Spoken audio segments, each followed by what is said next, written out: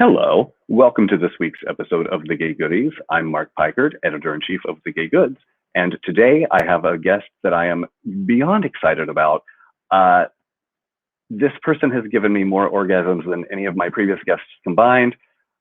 The work is impeccable.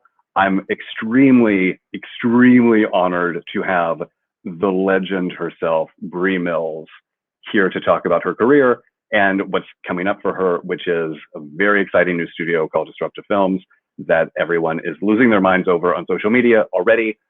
They haven't even launched yet. That's the power that she has. Let's bring her on. Hello. Hello. I'm so happy that you're here because I think that we have very similar aesthetics, and to put it mildly, and I love that you are an actual porn auteur in the 1960s, like critic Andrew Sarris way of thinking about it, where I see a screenshot and I go, well, that's Bree Mills. Nice. Just Awesome. flat out. You are the Alfred Hitchcock of porn. Oh, well, thank you. I mean, I like to, call myself a radical storyteller and a lousy pornographer. So, I mean, however you want to describe it, that works too. So before we get into your career, which is spectacular and stellar, I have got to get to the meat of why you're here, which is the launch of Disruptive Films, September 14th, which is your first, correct me if I'm wrong, your first gay studio, correct? Yeah. So this is my, I have at this point in my career probably worked in every major sexuality and gender expression within our industry, except for male on male dynamics. So I'm so excited. It's been the last year that we've really been working on the project and filming all of the different episodes that are going to come for Disruptive Films. But it's been like this little like hidden treasure that we've been keeping. So I can't wait till all of a sudden, we're not the only ones talking about it anymore. So yeah, it's going to be my first gay studio, and the first time I've really been working with a lot of the actors that we feature in this project, who of course come from all different sides of the male performing side of our industry. So what prompted the decision to get into it now in the months? I mean, you were working on this during COVID, and now it's coming up semi post COVID. What was the impetus behind launching it now?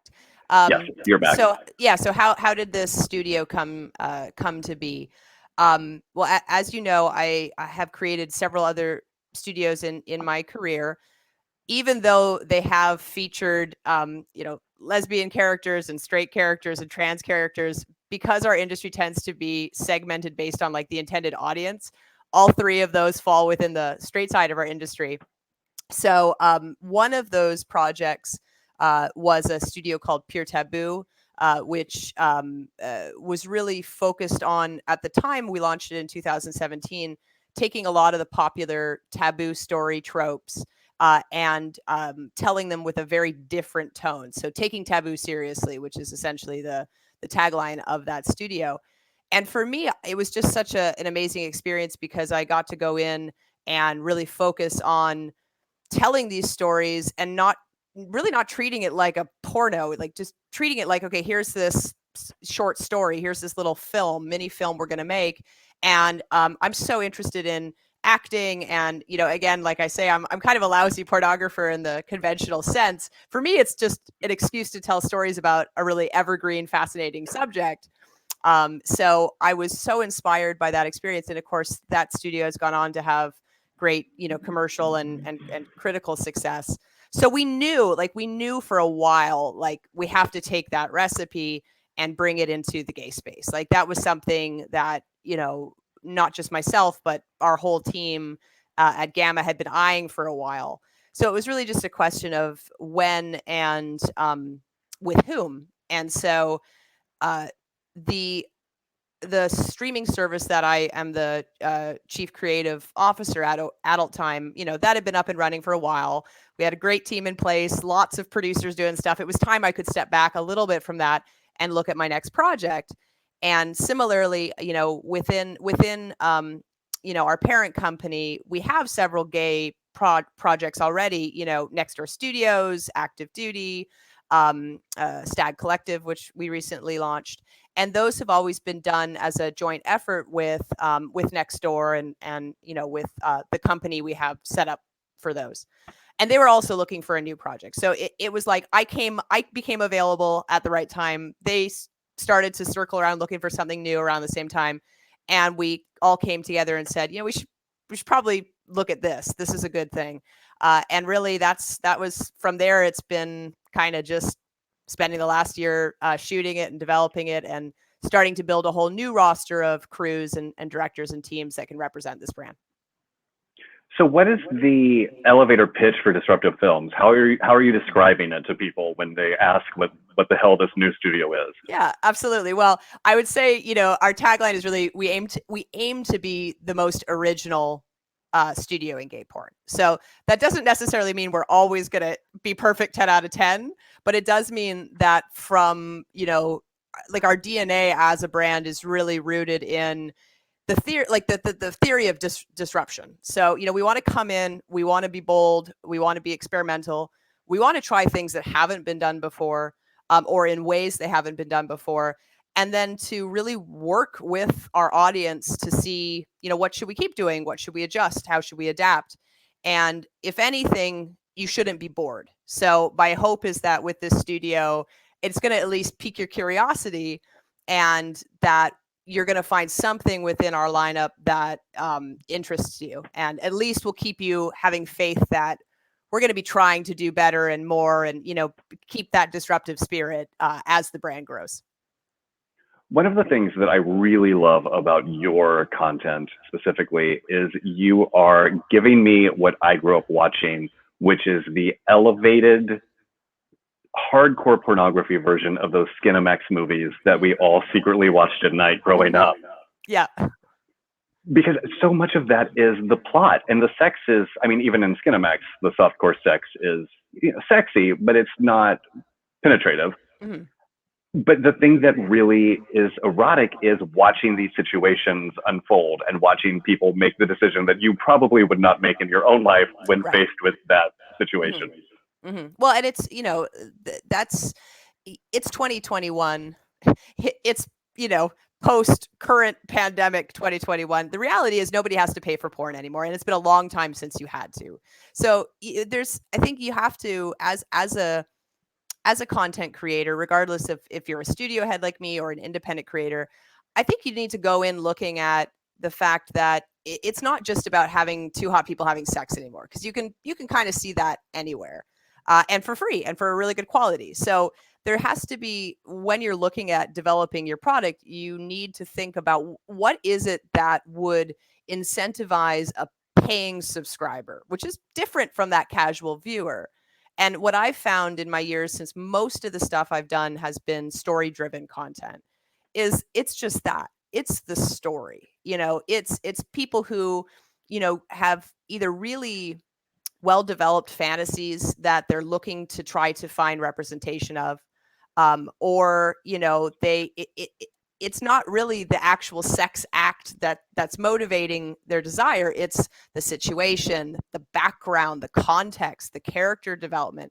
So the more you can give them that, that's not something that you can find as easily, on other free sites, or, it's worth paying for. And that is, where I think, my work and the work of the people that I surrounded myself with, where we found our niche, it's because that's kind of what we really care about. That's what we really like. So, we can kind of meet in the middle with fans who are looking for something above and beyond, what I wrote on a bar napkin the night before I showed up to shoot something.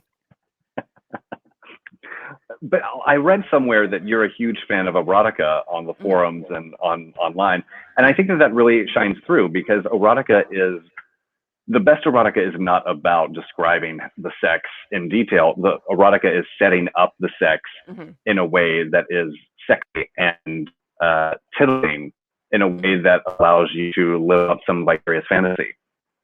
Yeah, well, and that's just it. And I've used Reddit communities and sites like Literotica as great market research, resources in my years, and also just to get a pulse on what is it that makes a story a top story or a most viewed or something that ends up with 10 sequels to it, and then try to see can I recreate that same essence in a visual form and in in a modern day adult context, because there was so much of it historically in the 70s and 80s, but with the shift towards the internet and like everything going shorter and shorter attention span, a lot of that sort of went away and has only in the last couple of years made a big resurgence again. I think because we now can kind of clearly identify there's porn fans and then there's people who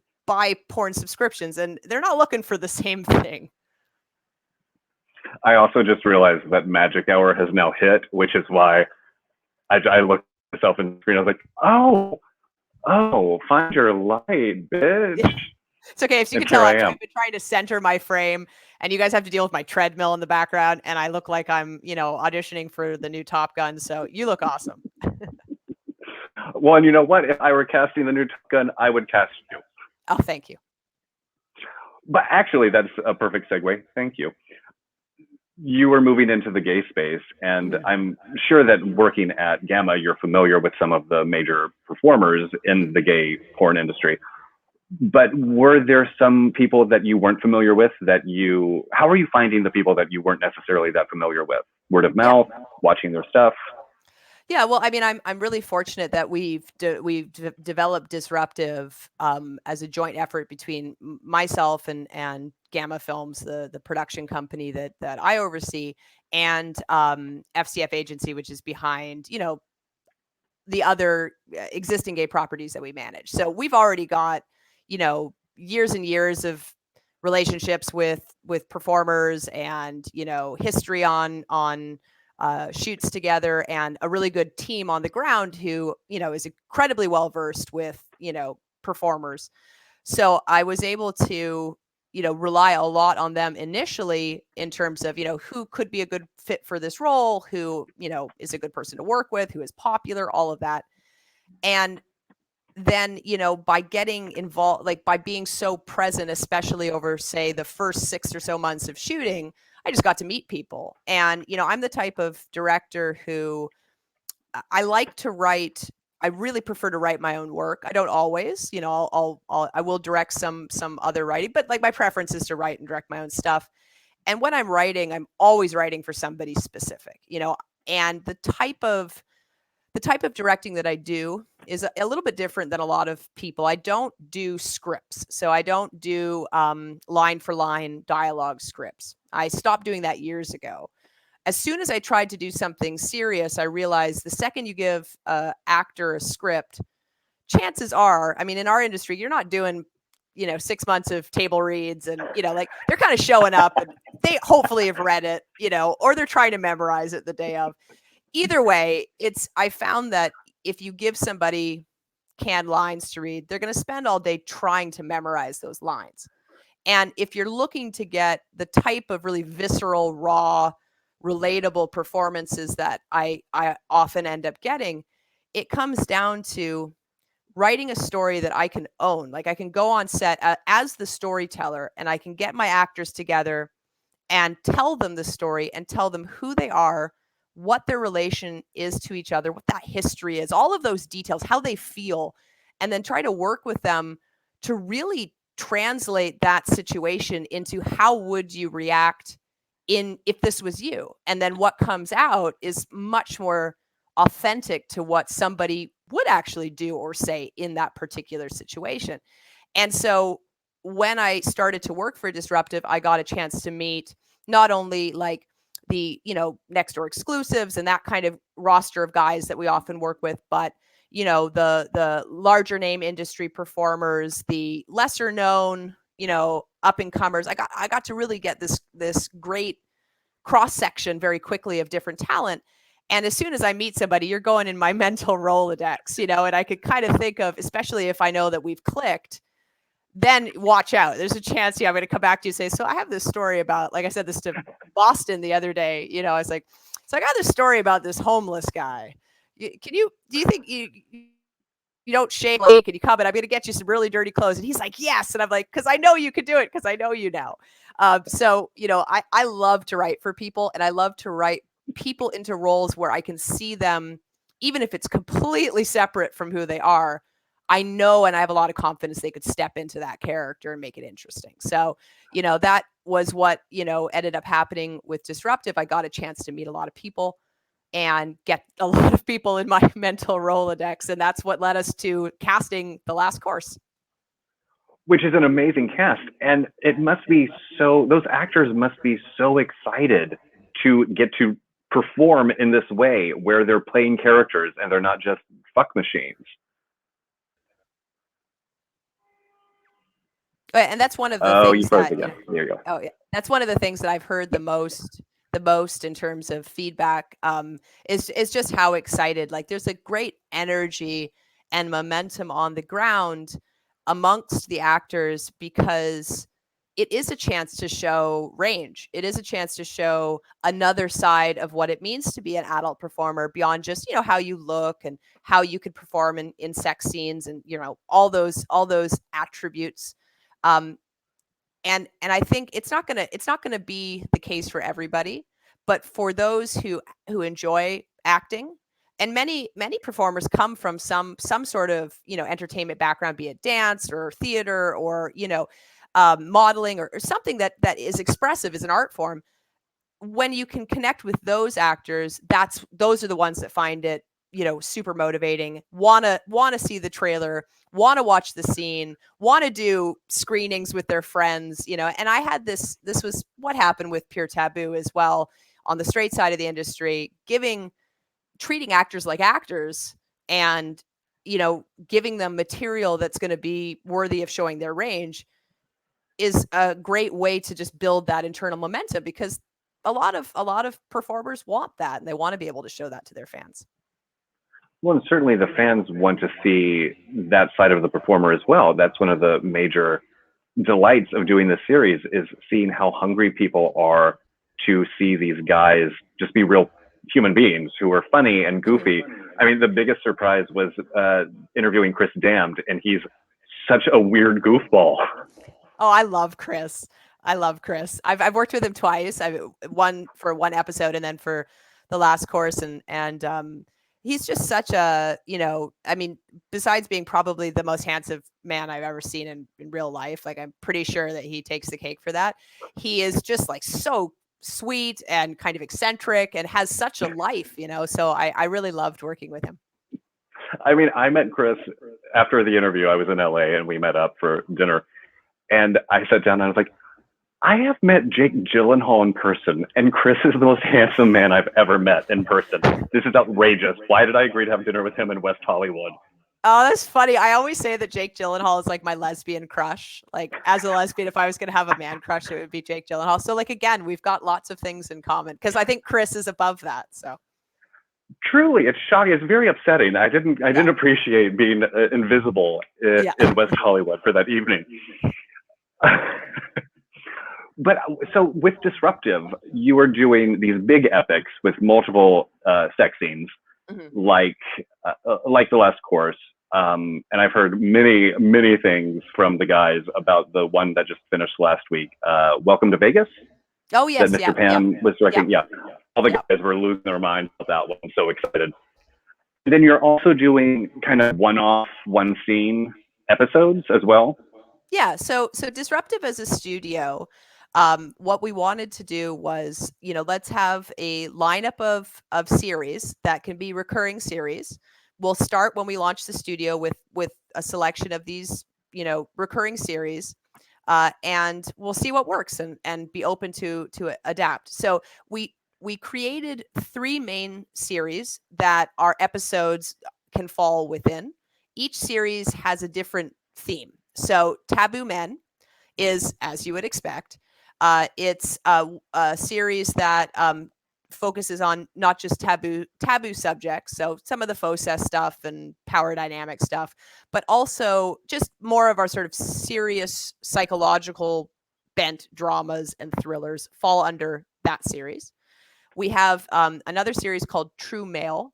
And this was something that, again, very close to my heart and my experience in previous projects I've done, the importance of being able to showcase when you're doing a drama that they don't all need to be, the kind of controversial thrillers, that there's also a space to do, realistic and relatable stories of gay male experience that are incredibly important to put out there, not just as a viewer to be able to enjoy or perhaps to relate to, but also importantly for up and coming queers that, may be looking for representation and can't find it. And, some of these stories of coming out, of coming to terms, of just what it means to be a gay man is important to also tell. So that series is also drama, but more on the, I would say, kind of realistic, emotionally uplifting, more on the positive side of Taboo Men.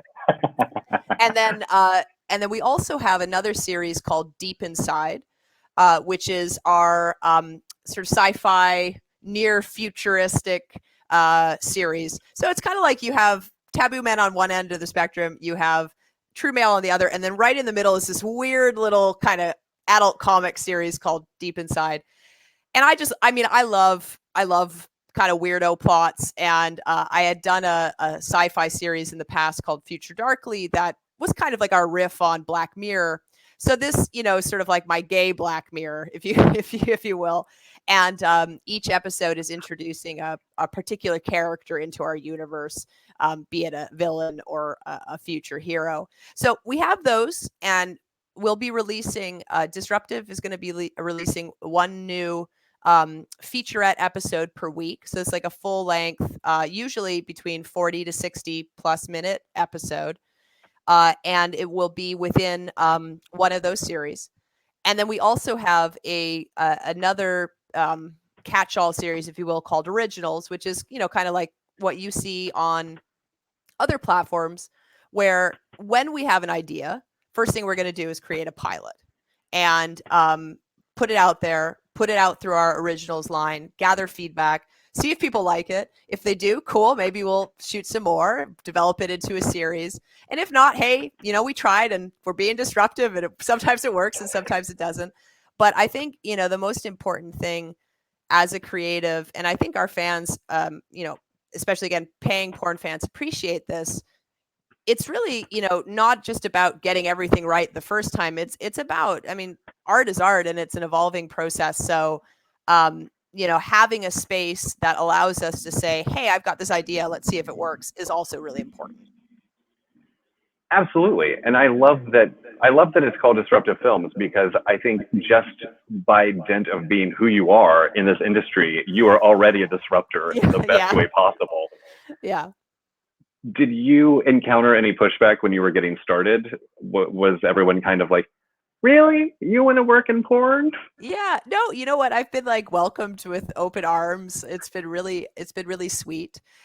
When we were actually brainstorming the name for the studio, the reason we came up with Disruptive Films was really just after, several long ranting sessions, I think, of people listening to me talking about what I wanted it to be. They came back and was like, you said disruptive about 15 times, so maybe we should just call it that. I'm like, you know what? Let's do that. That makes sense.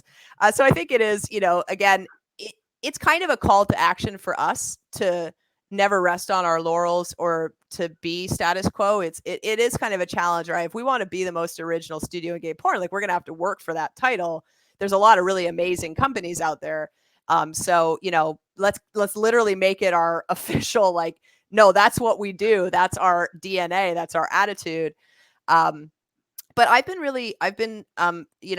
worked with some great crews, as you mentioned. Not only have I been working with Walden Woods, Conrad Parker, Big Mike from the NDS team. They've been, probably the main crew that I've worked with this year. And Walden stepped up and directed a lot of the episodes too. So it's just been really fun. And they were so like welcoming and like are like family now. Like I've really developed a great bond with them.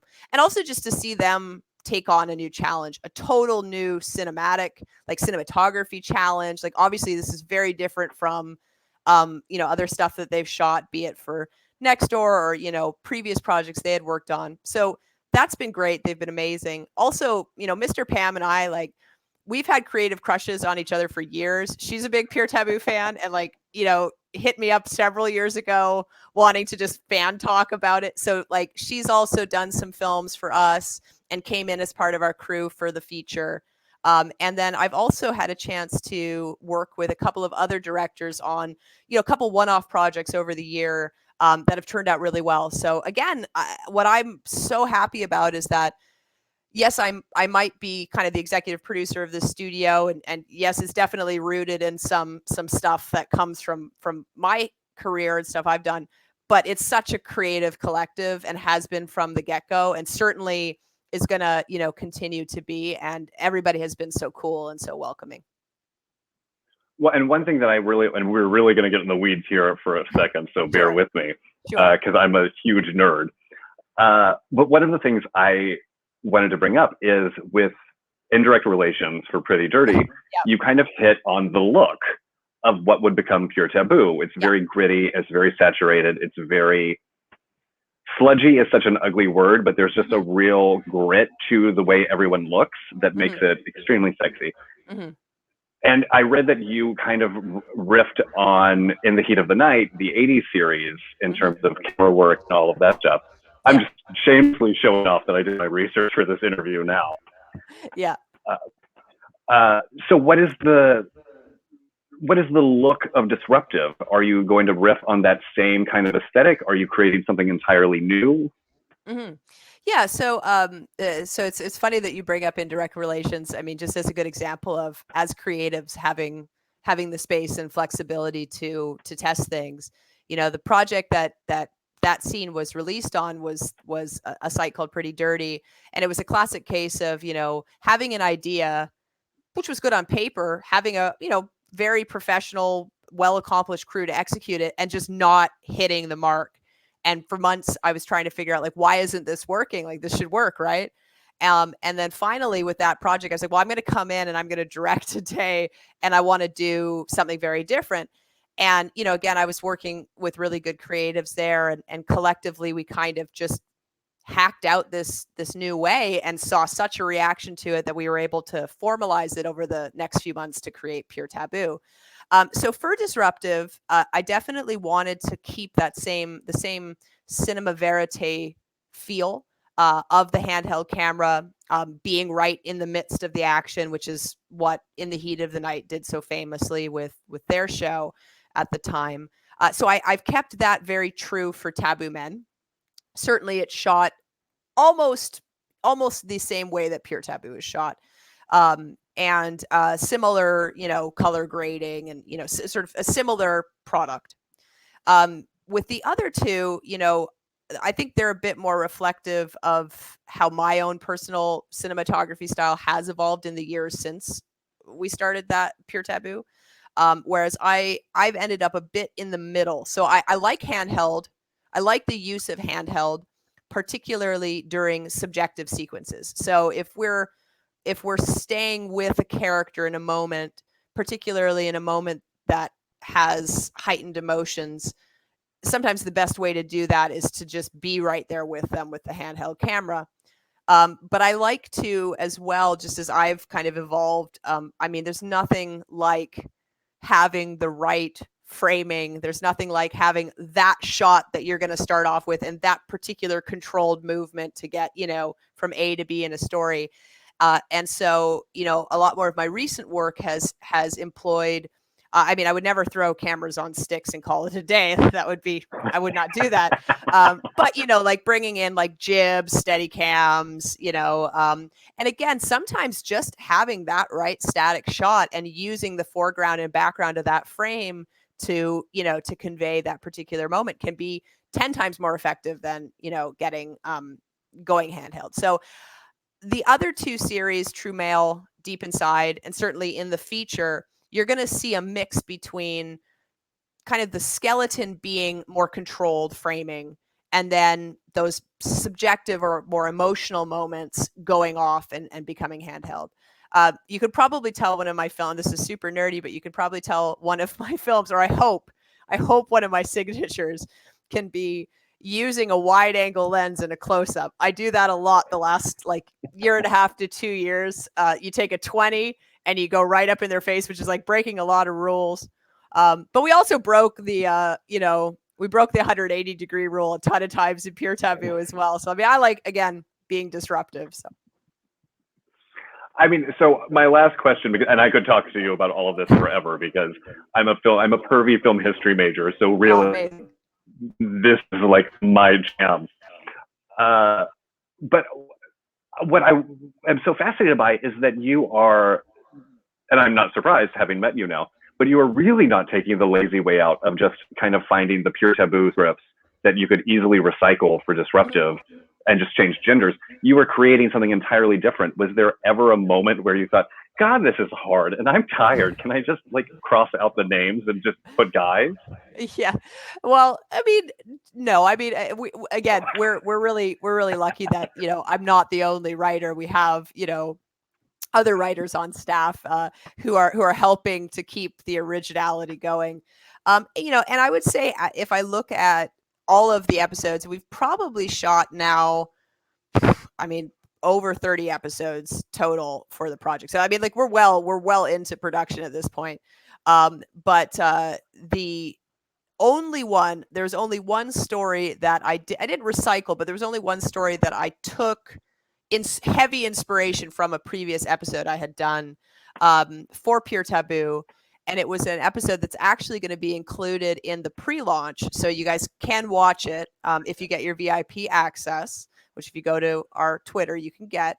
And it's an episode called Point of Entry. And it was inspired by probably one of the more infamous Pure Taboo episodes that I did also very early on called Crossing Borders. And it's about a interrogation scene. So that would be the only one that I would say I knew consciously I was reimagining something I had written previously. Everything else has been fresh. So I think that's pretty good. I don't know. I've always found male characters so fascinating. Maybe it's because I'm a Gold Star lesbian, so it's just like all an alien world to me. It doesn't matter like if they're straight or gay or bi.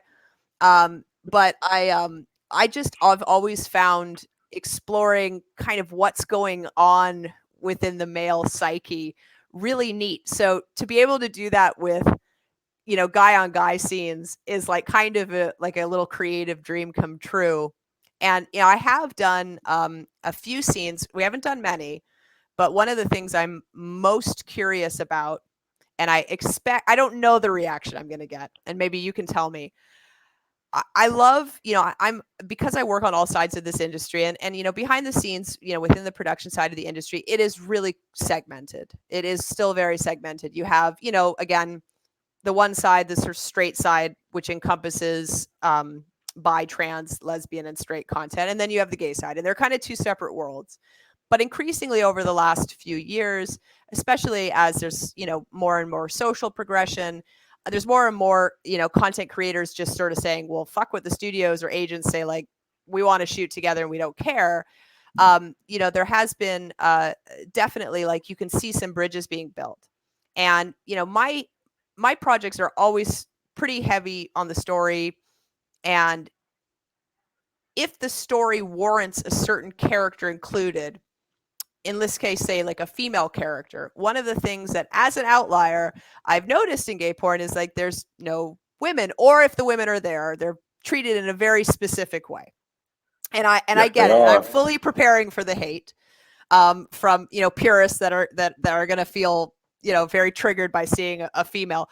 But I think it's also important to have some inclusion. One, because if you want to make the story more realistic, and it's a story that involves, you say, like a closeted husband coming to terms with himself, and you never show the wife, I mean, that's kind of selling the story short. So we have cast a few of our episodes featuring some female actors from the straight side of our business coming down to do these dialogue roles. And of course, as soon as there's any sex, they're well out of the picture. But I wanted to do that to kind of be a little disruptive and say, like, can we get past some of these rigid black and white rules And likewise, on the, within production ourselves, can we build further bridges with, just performers of all types wanting to work together? And I can tell you, some of the actresses I've worked with have been so excited to come down and spend a day on a gay set. They've just been loving it. So that's going to be one thing that, starting with Point of Entry, which is that scene I mentioned earlier, where we are testing the waters there. And like I said, I expect some hate, but hopefully some we can push a little on that, because I think it is important, especially for story porn. I think that people are going to be so on board with that. I think that people are exhausted by seeing women show up in porn as the butt of the joke. Right. Or just to be humiliated. I mean, certainly that's been a major issue with one of the big companies recently. It's just, I don't want to jerk off to misogyny. Yeah, right. Yeah. I'm okay. Thank you. Yeah. And I feel so greedy for even asking this before I let you go. But you've given me so much. But can you get Michael Vegas to do a Disruptive Film episode?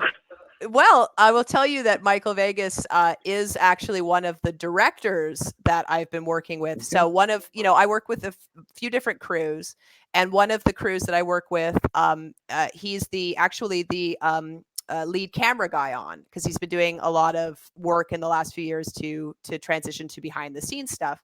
And in fact, he's been doing really fantastic camera work for us. So I will say this, I can't promise anything. Again, whenever and ever anybody wants to do anything, we are there. But one of, I think, my first disruptive original experiment, which will be coming out in the next month or two, it's within the first 2 months of our launch, is a concept called Peeping Todd. And I'm not going to tell you at all what it's about, but Michael is a presence within that particular episode. So it's it'll at least wet your whistle a little bit. It's all I need. I just need you to keep getting my whistle wet. If you enjoyed the voice of Michael Vegas, and if you want to see what Michael Vegas wants to see when he's filming You Guys Together, then that might be up your alley. You know what? I'll take it. It's like jerking off to Cary Grant and bringing up Baby when he gets out of the shower.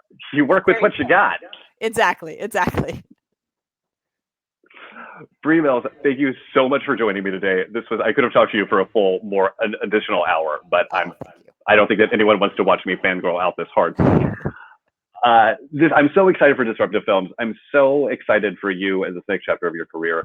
I think that you are so talented. I think that you are so smart about what works and what doesn't. And I really cannot wait to see what you have for the gay side of the industry. Thank you. Well, likewise, I can't wait to hear what you think about our content, and we're all in this together. So feedback and, like keeping a focus on, I think, what's important, which is showcasing the amazing acting talent and great perverted stories that we have within our industry.